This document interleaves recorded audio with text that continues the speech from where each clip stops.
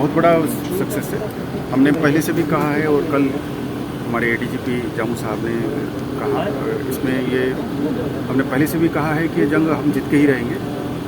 हो सकता है हमें छोटा बड़ा लॉसेस उठाने पड़ेंगे रास्ते में, पर हम पब्लिक भी तैयार है, हम भी तैयार है, फौज भी तैयार है, पैरामिलिट्री भी तैयार है, जंग की पुलिस भी तैयार है।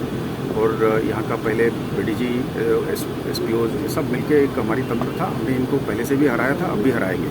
तो यात्रा को लेकर हमारा बहुत डिटेल्ड तैयारी है। Camp security, route security, convoy security और ऊपर जहाँ जहाँ पे लंगर सिक्योरिटी और भी लॉजमेंट सिक्योरिटी, हर जगह पे हमने उसके एक्सेस कंट्रोल और QRTs वगैरह लगा के हम कोशिश करके कर रहे हैं कि ये यात्रा सुरक्षित रहे और सही रहे। खाली सिक्योरिटी रिलेटेड कंटीजेंसी नहीं, नॉन सिक्योरिटी कंटीजेंसी भी हमने डिस्कस करी।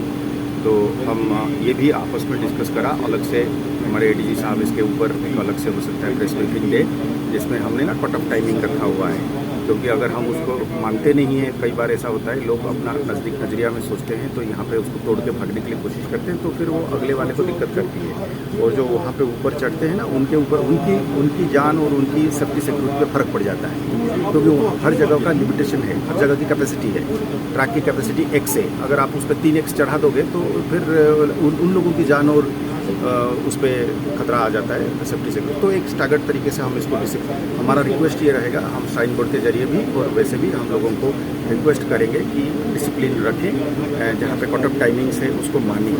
तो आपको थोड़ी सी जनता को, पब्लिक को, यात्री को ज़रूर उस पर दिक्कतें होती है, पर लाइफ सिक्योरिटी और जान और माल की जब बात आती है तो वो प्रेसिडेंस लेना चाहिए। तकलीफ जो है वो हम बर्दाश्त कर सकते हैं, पर जान को खो नहीं सकते। सर एक सवाल,